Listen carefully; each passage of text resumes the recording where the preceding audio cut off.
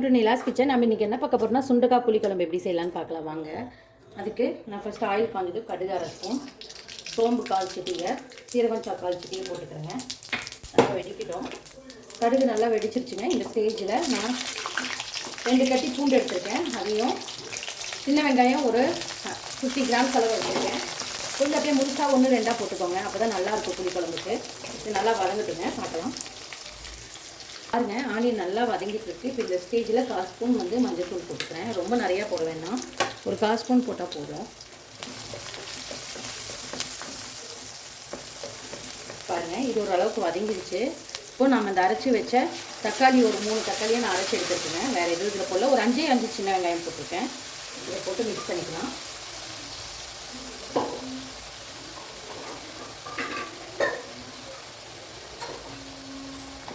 இது நல்லா வதங்கி ஆயில் பிரிஞ்சு வரட்டுங்க, பார்க்கலாம்.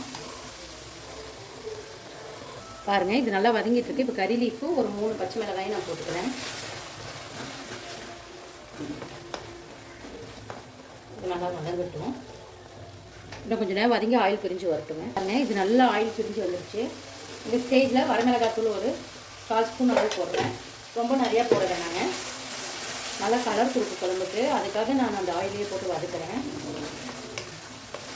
பாருங்க, இப்போ நான் சுண்டைக்காய் ஒரு 100 கிராம் அளவு எடுத்திருக்கேன். அது 2 கீரி எடுத்துக்கோங்க, போட்டுக்கிறேன். நல்லா வதக்கணும். இந்த ஆயிலே வதங்கட்டும் சுண்டைக்காங்க. ஒரு 2 நிமிஷம் இந்த ஆயிலில் வதங்கட்டுங்க.